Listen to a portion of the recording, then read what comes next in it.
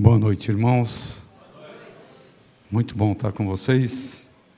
Concluindo aqui esse período, de 3 pregações, falando sobre salvação, um assunto tão importante para a caminhada cristã.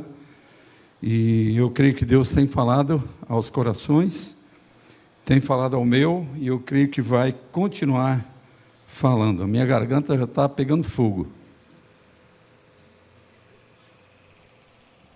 Obrigado aos irmãos da água para o radiador.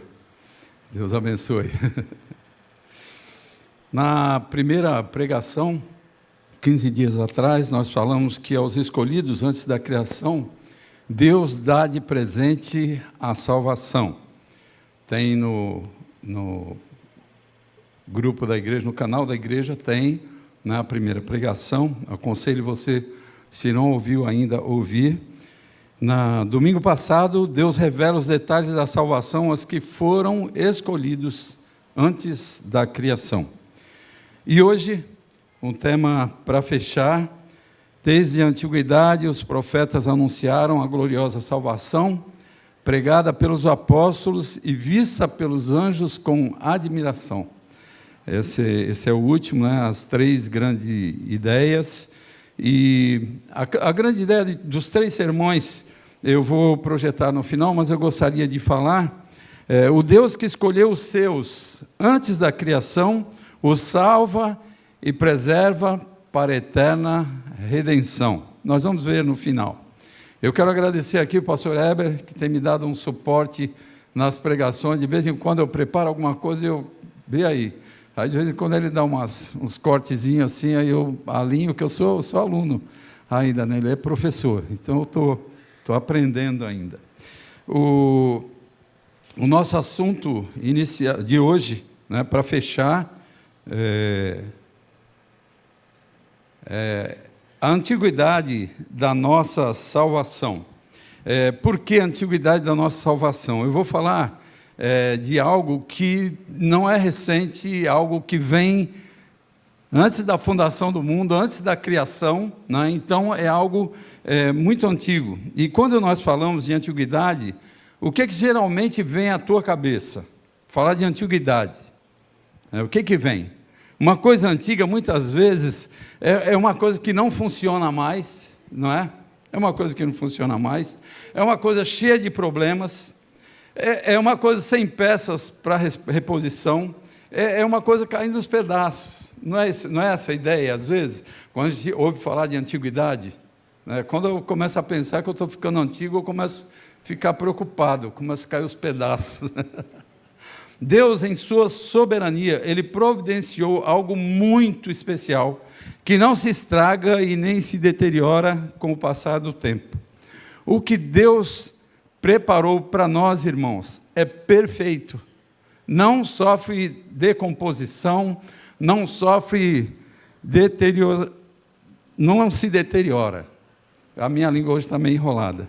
Eu estou emocionado porque está terminando nosso tempo aqui. Daqui a pouco nós estamos, da manhã às 8, estaremos pegando a estrada. Eu estou um pouco tenso. Após a queda, veio o momento das consequências do pecado para a serpente, para a mulher, para o homem e para a terra. E lá em Gênesis, capítulo 3, versículo 15, o próprio Deus falou o seguinte: porém inimizade entre você e a mulher, entre a sua descendência e o descendente dela. Este lhe ferirá a cabeça e você lhe ferirá o calcanhar. Aqui, nesse momento, a salvação foi anunciada, inicialmente aqui pelo próprio Deus. Satanás tem feito de tudo para que sigamos seu caminho de maldade e de morte. A frase, você lhe ferirá o calcanhar, se refere aos intentos constantes de Satanás de derrotar a Cristo durante a sua vida na terra. E esse lhe ferirá a cabeça anuncia a derrota de Satanás quando Cristo foi à cruz em nosso lugar, e a cruz não o deteve, o túmulo não o deteve, porque ele ressuscitou. Deus estava revelando o seu plano para derrotar Satanás e conceder salvação aos eleitos por meio do seu Filho, por meio de Jesus Cristo. E no texto de hoje, o apóstolo Pedro, ele foi muito feliz, ele mostra a conexão entre o Antigo Testamento e o Novo Testamento. Pedro mostra que a salvação recebida pela igreja é a mesma salvação que foi anunciada lá no Antigo Testamento pelos profetas. É muito interessante a gente ver isso. Trata-se de um plano antigo, feito realidade no presente. Aquilo que havia sido buscado e anunciado no passado, cumpre-se agora no presente. A salvação presente que a igreja possui já estava no campo da visão dos homens de Deus na antiga aliança. E em 1 Pedro, capítulo 1, versículos 10 a 12, 3 versículos apenas, funciona como uma ponte muito importante dentro do fluxo do capítulo e de toda a carta. Pedro está fortalecendo cristãos dispersos, é bom lembrar, que estavam sofrendo oposição, e mostra a eles quão grandiosa e segura é a salvação que eles possuem através de Cristo. E hoje nós vamos observar algumas verdades relevantes sobre a antiguidade da nossa salvação. E como eu já falei, nessa noite, nós vamos ver que desde a antiguidade, a grande ideia desse trecho é essa aí, desde a antiguidade os profetas anunciaram a gloriosa salvação, pregada pelos apóstolos e vista pelos anjos com admiração. Aí nós temos o resumo de tudo que será falado nessa noite. E eu quero ver já com vocês, em primeiro lugar, antes de iniciar, eu gostaria de pedir a todos vocês a melhor atenção possível em tudo que será falado nessa noite. Porque eu creio que algumas vidas tomarão um novo rumo a partir de hoje. Eu creio nisso, eu tenho orado por isso. Eu tenho orado por isso, irmãos, porque muitas vezes, e vocês vão ver no decorrer do que eu vou expor aqui, muitas vezes nas igrejas, tem pessoas que estão há muito tempo frequentando, andando, mas não são convertidas. Eu já falei isso aqui várias vezes. E essa ausência de conversão traz problemas seríssimos. Traz problemas para a própria pessoa, porque ela caminha, ela não tem comunhão com Deus. Por mais força que ela faça, por mais que ela faça uma ginástica, um alongamento, não tem comunhão com Deus, porque o Espírito Santo não habita nela. É problema para ela, é problema na casa, é problema com filhos, é problema com o marido, é problema com o esposo, é problema com o pastor, é problema com o líder de louvor, é problema onde vai, porque o Espírito Santo não habita no coração. E aí fica como se fosse uma ilha no meio do mar, de vez em quando travando, de vez em quando dando problema. E a gente às vezes não entende o porquê disso. Isso sempre me preocupou no ministério pastoral. Pessoas não convertidas caminhando na igreja como se fossem. São os famosos crentes nominais. E, infelizmente, isso dá muito problema, dá sofrimento demais. E no preparo da exposição do trecho de hoje, eu orei várias vezes, coloquei diante de Deus, mas tem assim aflorado na minha mente essa questão do problema nas igrejas de falta de conversão. Isso não é culpa do pastor, não é culpa do pai, da mãe, não é culpa de ninguém. É algo entre você e Deus. É entre você e Deus. E eu creio que se você está aqui nessa noite, ou se está nos acompanhando pelas mídias, né, através da internet, eu creio que Deus tem um plano na tua vida, para que você saia dessa mesmice, sabe? Saia dessa situação, dessa angústia, dessas lutas constantes. É dia de libertação, é dia de ouvir a palavra e de ser alcançado pela ação do Espírito Santo de Deus e ter salvação genuína para a glória de Deus e para uma caminhada em paz, uma caminhada segura. Então, em primeiro lugar, nós vamos ver que os profetas questionaram a respeito dessa salvação. Nós vemos isso aí no versículo 10, na parte A. Foi a respeito dessa salvação que os profetas que falaram da graça destinada a vocês investigaram e examinaram. Vamos só com essa parte que está destacada em azul. Os profetas de Deus, no passado, movidos pelo Espírito Santo, indagaram e investigaram acerca dessa salvação a nós destinada. Era algo novo para eles. Eles queriam saber, eles queriam entender. E a revelação progressiva, a revelação de Deus estava acontecendo e eles queriam saber. Os profetas eram tidos em alta conta no meio do povo de Deus. E os membros da igreja estão agora posicionados num status ainda mais elevado do que eles. Não foi algo que chegou a nós por acaso.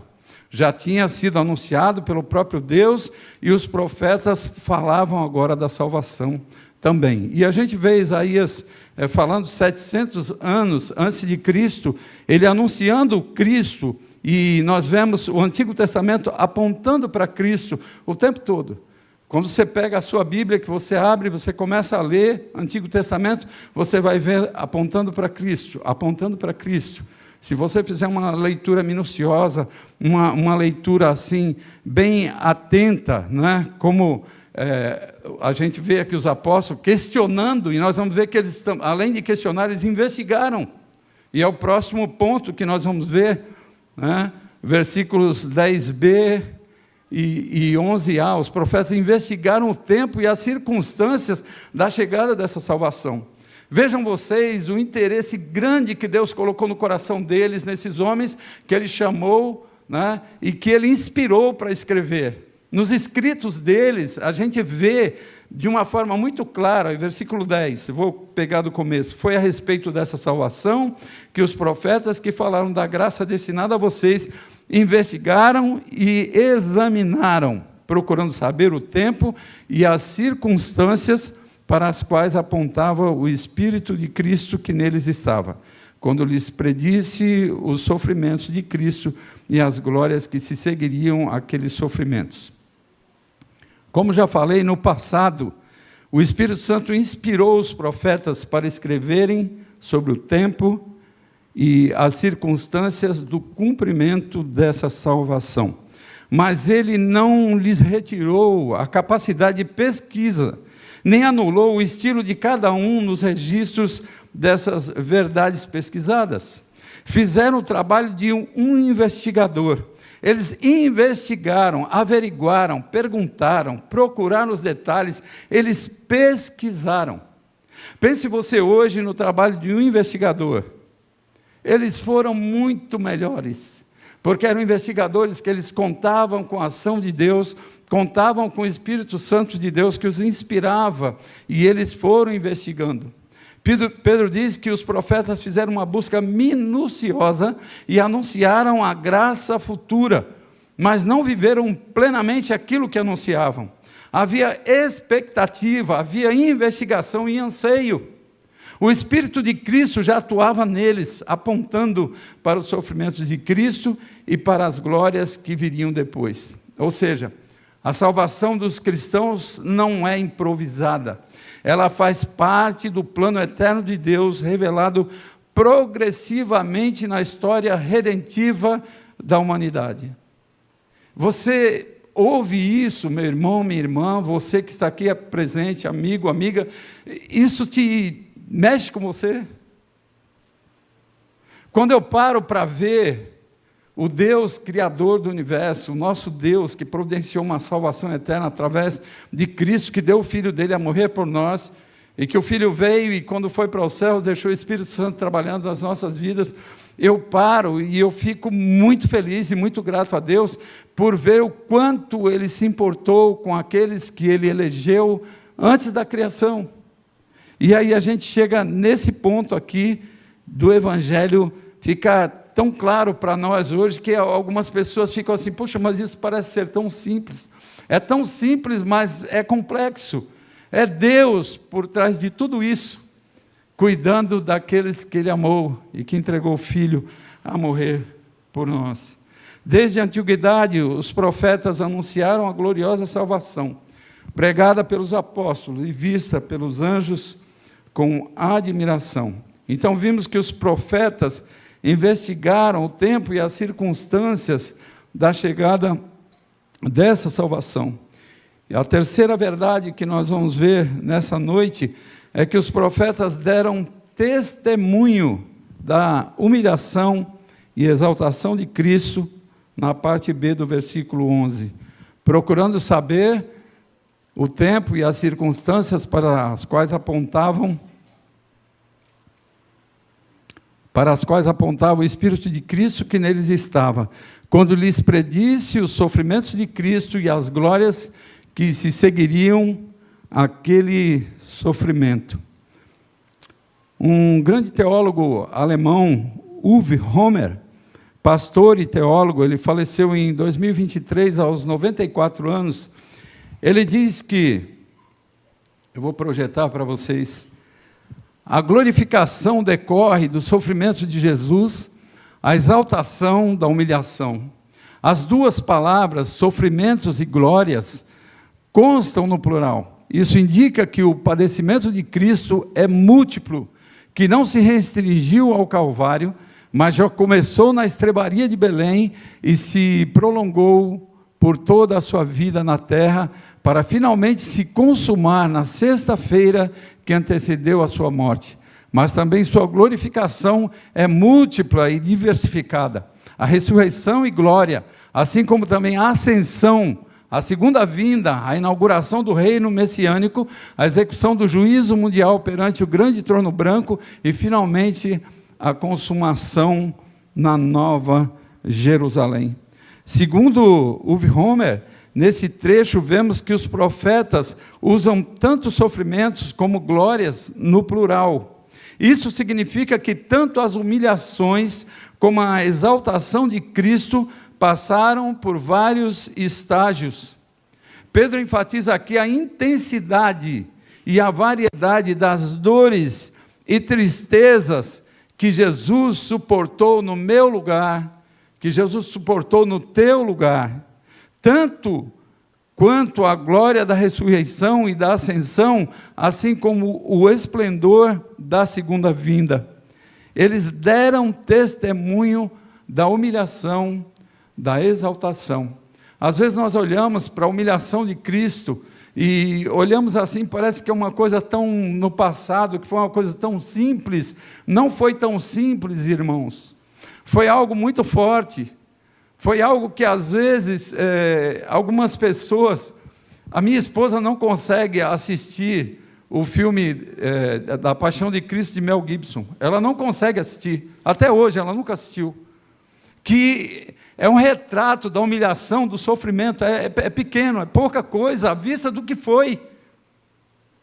E nós, às vezes, parece que passando pequenas coisas, parece que é algo terrível. Não estou menosprezando ou diminuindo o sofrimento de um ou de outro, mas o sofrimento de Cristo foi algo terrível.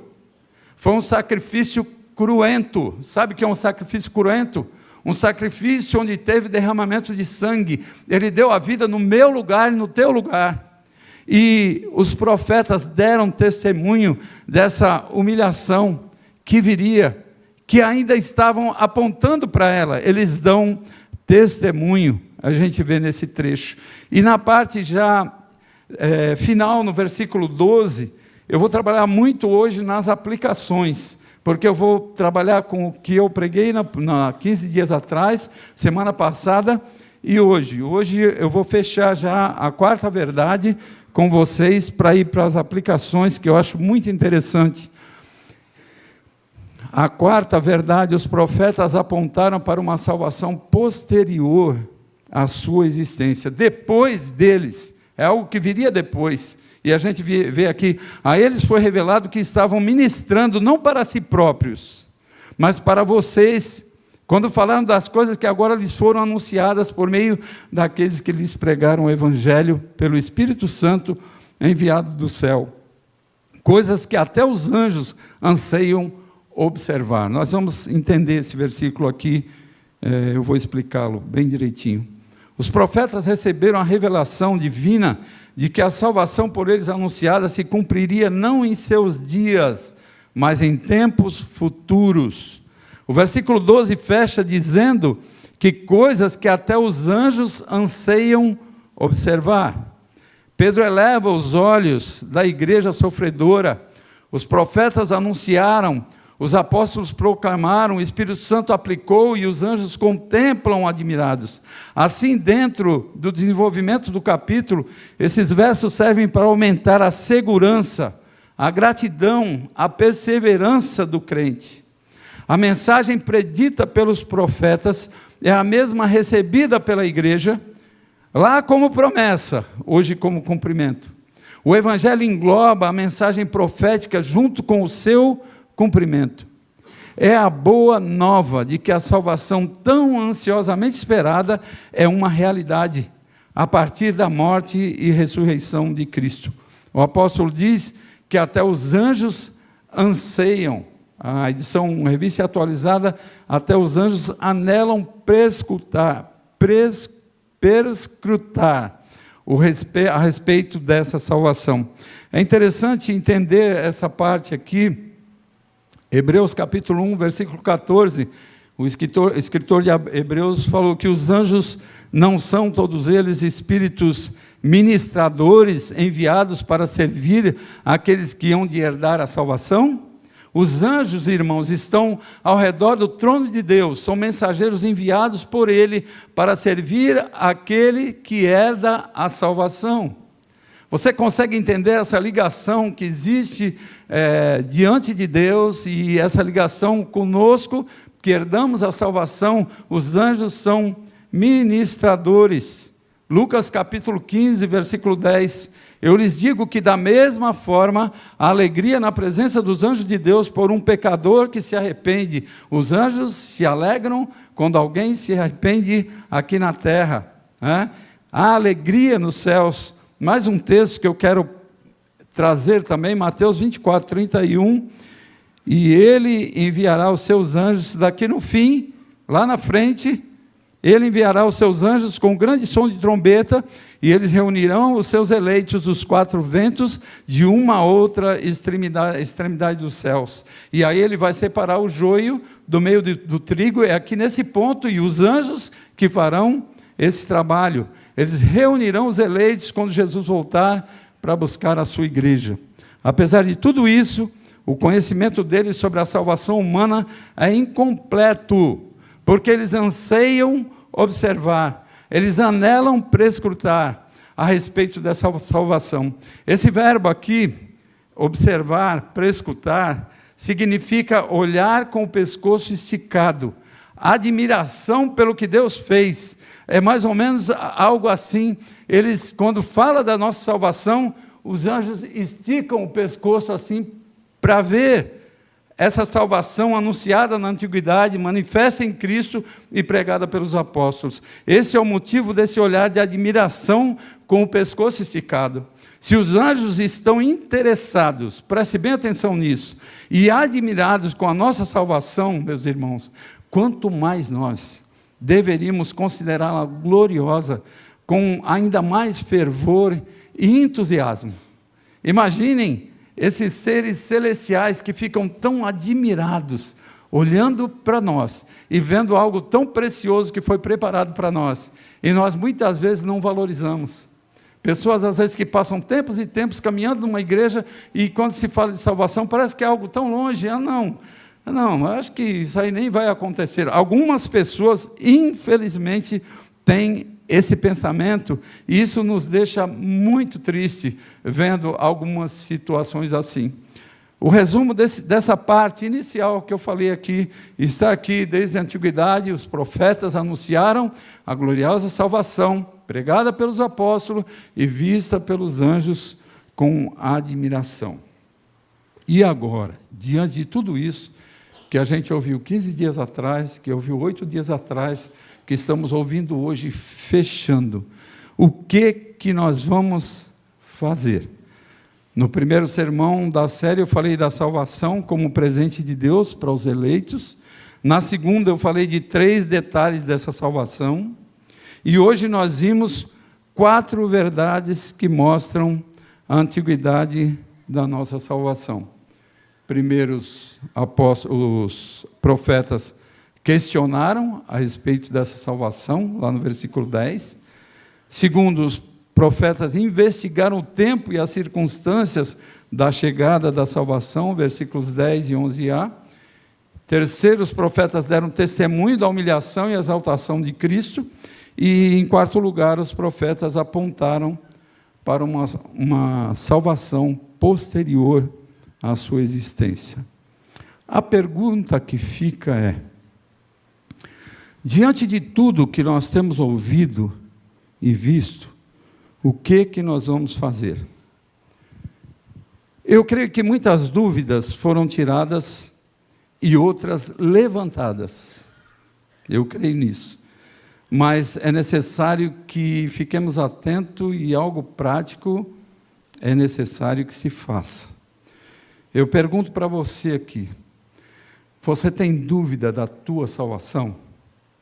Porque tem gente que fala assim: eu não sei, eu tenho um monte de dúvidas, eu tenho um monte de interrogações, e eu já falei, o pastor Heber está à disposição, eu também estou me colocando à disposição para ajudar você. Um garoto da Romênia procurou o pastor Paul Washer com esse tipo de dúvida aqui: se era salvo ou não, e perguntou como ele poderia saber se era salvo.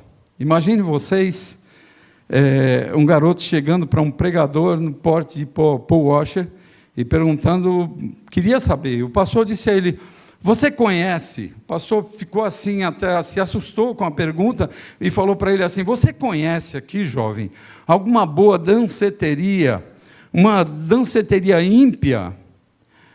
Ele respondeu: sim, eu conheço, pastor. Aí o pastor: muitas garotas, muita bebida? O jovem respondeu: sim, eu conheço. O pastor continuou: imoralidade, prostituição, dança extravagante? O jovem respondeu: sim, eu conheço. O pastor disse: vá lá. O jovem respondeu: o quê? O pastor: vá lá. O jovem: por quê, pastor? Ele falou: vá lá e peque com toda a força da sua mente. Pule no meio deles, tenha os melhores momentos de toda a sua vida. Vá, peque como você nunca pecou antes. O jovem falou: pastor, mas por que você está dizendo isso para mim? O pastor Paul Washer falou: vá, eu não quero mais falar com você. Vá para um desses lugares e peque com toda a força do seu pensamento. O jovem respondeu: mas eu não posso ir. O pastor: por que você não pode ir? O jovem: porque eu temo ao Senhor. O pastor, na sequência, citou um texto bíblico de Jeremias 32, 40. Farei com eles uma aliança permanente. Jamais deixarei de fazer o bem a eles. E farei com que me temam de coração, para que jamais se desviem de mim. Aquele jovem caiu ao chão chorando e falou: eu estou salvo. Eu nunca poderia fazer essas coisas por temor e amor a Deus. Meu querido, minha querida, se você tem dúvida da tua salvação, da tua conversão, ouvindo esse testemunho, eu espero que você dê uma refletida e veja que, às vezes, os teus conflitos, as tuas interrogações têm resposta. Se o Espírito Santo de Deus habita em você, você não vive lá fora, na prática do pecado, fazendo um monte de coisa torta, você não vai, você não faz, você não pratica, porque o amor de Deus habita em você, o Espírito Santo de Deus habita em você. Então, se você tem esse temor, se você tem essa preocupação: Senhor, eu estou aqui, eu continuo com essa dúvida, eu já quero deixar aberto, procure o pastor Heber ou a mim, que nós vamos ajudar você, sem expor você, mas ajudar. Sabe por quê? Sabe por que eu estou falando isso para vocês? Porque está aqui na frente alguém que sofreu por anos com essa dúvida. Eu não conseguia saber, eu sou, eu não sou. Eu não tive um pastor Paul Washer que veio e que fez uma colocação dessa, que encostou aquele jovem na parede, que sacudiu ele.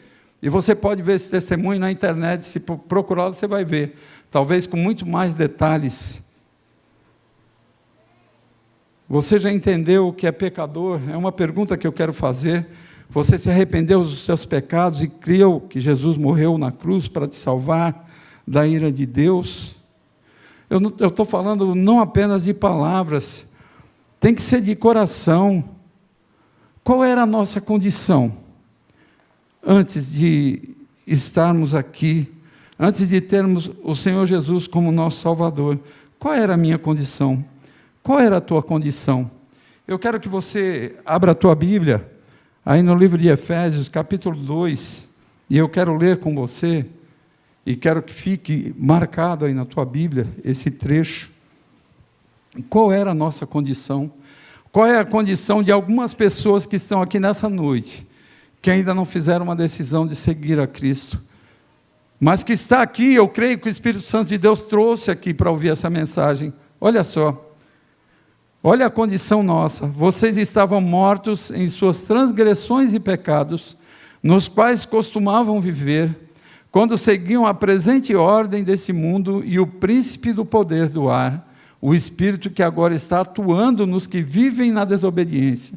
Anteriormente, todos nós também vivíamos entre eles, satisfazendo as vontades da nossa carne, seguindo os seus desejos e pensamentos. Como os outros, éramos por natureza merecedores da ira. Sabe o que é isso? Você já viu o pessoal que anda por aí? Jesus te ama, hein? Jesus te ama, é isso que está escrito aqui? Nós éramos merecedores da ira. Jesus ama aqueles pelos quais Ele morreu, aqueles que o Pai elegeu antes da criação. Mas sobre a humanidade, sobre a condição nossa, éramos por natureza merecedores da ira. Todavia, Deus, que é rico em misericórdia, pelo grande amor com que nos amou, deu-nos vida em Cristo, quando ainda estávamos mortos em transgressões. É a condição de uma pessoa sem Cristo, morto. Morto faz alguma coisa? O que é que morto faz bem? Fede. Fede. É isso que morto faz bem. Mortos nos nossos pecados, era essa a nossa condição. Pela graça, vocês são salvos. Deus nos ressuscitou com Cristo e com Ele nos fez assentar nos lugares celestiais em Cristo Jesus, para mostrar nas eras que hão de vir a incomparável riqueza de sua graça, demonstrando em sua bondade para conosco em Cristo, pois vocês são salvos pela graça, por meio da fé, e isso não vem de vocês, é dom de Deus. Não é você que decide, é Deus que decide. É dom de Deus. Infelizmente, muitas pessoas estão dentro das igrejas hoje, vivendo uma religiosidade vazia. Nunca nasceram de novo. Nós temos na internet o testemunho da esposa desse pastor, que fez essa proposta para esse jovem. O pastor Paul Washer, Cheryl Washer, a esposa dele. Ela se converteu aos 32 anos, depois de muitos anos de caminhada na igreja. Olha só, é interessante esse testemunho, é um testemunho profundamente impactante, porque mostra o perigo de uma religiosidade sem novo nascimento. Pessoas que não nasceram de novo, estão mortas nos seus pecados, e eu já falei o que morto faz, né? E muitas vezes estão caminhando, achando que dá para dar um jeito, que se salva, não tem jeito. Cheryl Washer cresceu em um contexto moralmente correto, e aos 14 anos, em uma escola cristã no Peru, fez uma decisão por Cristo, e passou a se considerar cristã. Cuidado com essas decisões. Ele fez uma oração, ela fez uma oração.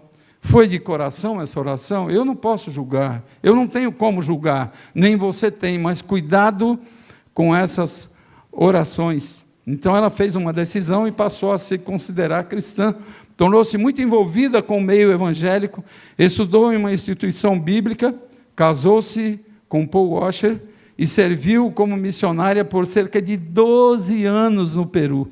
Apesar disso, percebi uma luta constante contra o pecado e a ausência de verdadeira paz e alegria em Cristo.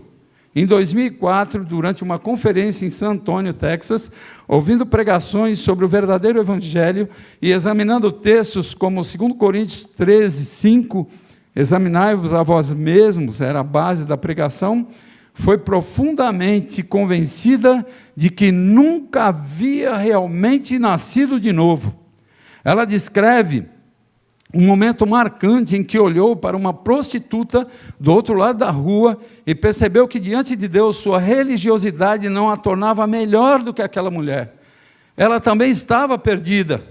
Após dias de luta interior e quebrantamento, confiou verdadeiramente em Cristo e experimentou a conversão genuína aos 32 anos de idade. Viveu na igreja por 18 anos sem ser convertida. Uma frase forte do testemunho dela: eu era a esposa de um missionário, servia no ministério, mas estava tão perdida quanto qualquer outra pessoa sem Cristo. A principal lição que ela deixa é possível estar dentro da igreja, servir no ministério e ainda não ter sido regenerado, não ter sido regenerada. Eu conheço a história da irmã da mulher do pastor que fundou lá a igreja para a qual fui pastorear na Bahia, que depois de 50 anos de idade, esposa do pastor, ela descobriu que ela não era convertida. Irmãos, isso é misericórdia de Deus, isso é graça de Deus, é misericórdia. A pessoa, depois de 50 anos de caminhada, ela descobrir que ela não era convertida, e ela teve a oportunidade de se converter. Jesus falou para Nicodemos, em João capítulo 3, versículo 7, necessário vos é nascer de novo. Nascer nesse contexto significa nascer de cima, e é disso que eu estou falando. Muitas pessoas que não nasceram de novo, que não nasceram de cima.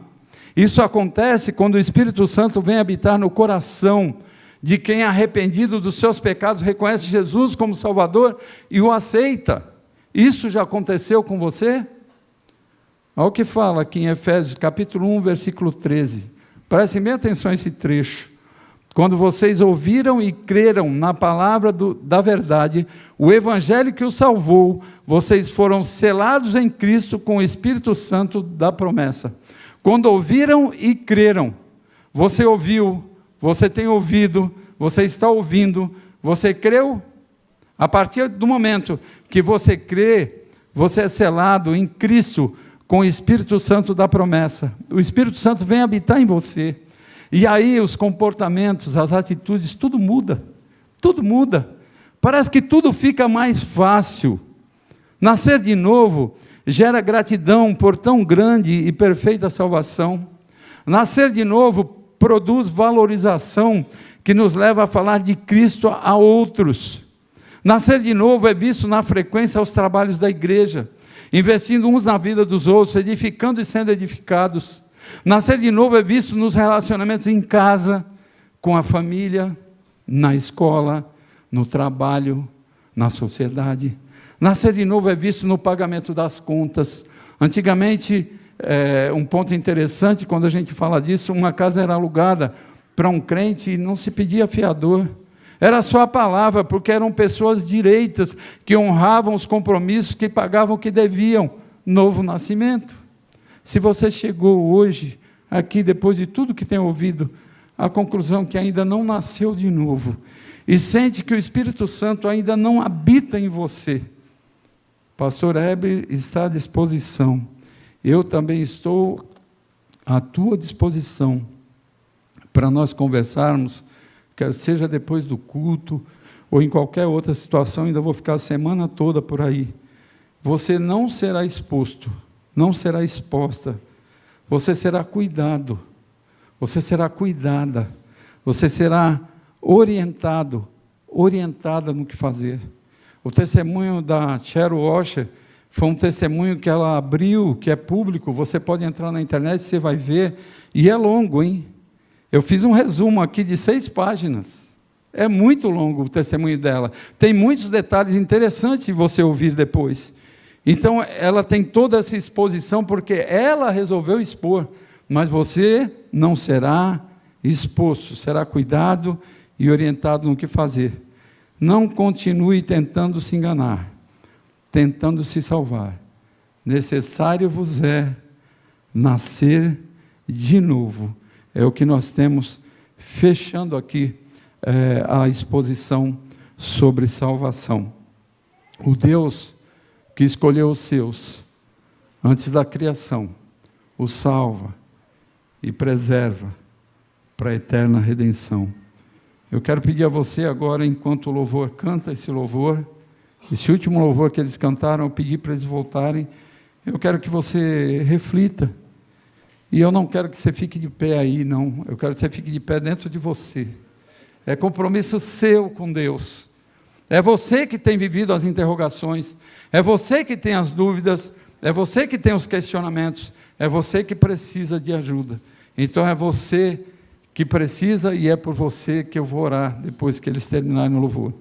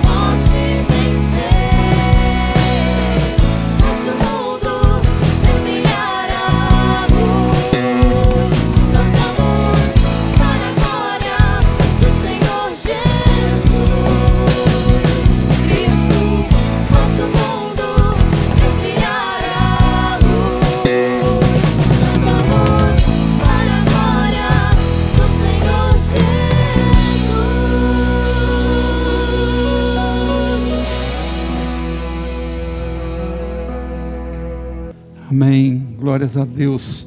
Eu creio que diante de um louvor desse, louvor maravilhoso, eu creio que você tem refletido. E eu quero te pedir, coloque tua vida agora diante de Deus. E que todo esse fardo que você tem arrastado por tempos, todas as interrogações, todas as dúvidas, que você possa colocar aos pés da cruz de Cristo.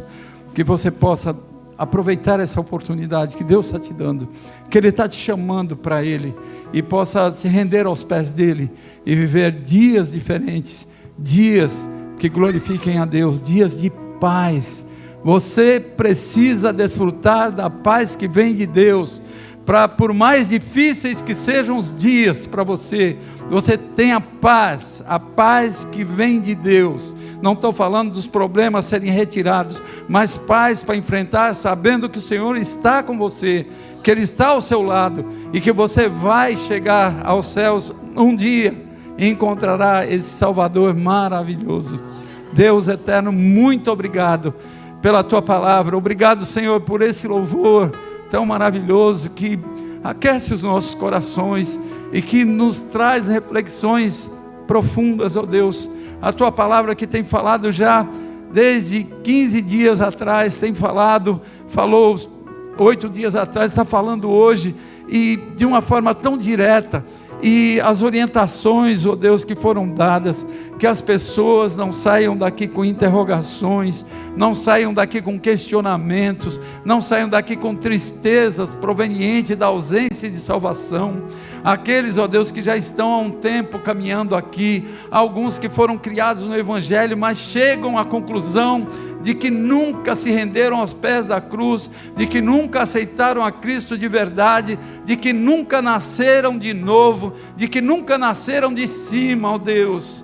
Pessoas que estão nos acompanhando pela internet também, ó Deus, e o Senhor tem tocado nos corações, que possam chegar-se para serem amparadas, para serem orientadas, para que façam, ó Deus, o que tem que ser feito, para que mudanças aconteçam nessas vidas, pela habitação do Teu Santo Espírito na vida delas, a partir do momento de reconhecimento de pecados, e de crerem que Jesus Cristo morreu na cruz por elas, de arrependimento e de conversão genuína, e de aceitação de Cristo como Salvador de suas vidas, algo consciente, algo racional, com entendimento, para que experimente a presença do Espírito Santo em suas vidas, e desfrutem da esperança da eternidade nos céus com o Senhor. Muito obrigado, Deus, pela vida de todos. Muito obrigado pela ação do Teu Santo Espírito, que vai continuar falando aos corações, hoje à noite, durante a semana, ao deitar, ao caminhar. Eu sei que o Senhor vai continuar, e eu já te agradeço por tudo, Pai, no nome do Teu Filho Jesus, que vive e que reina para sempre. Amém.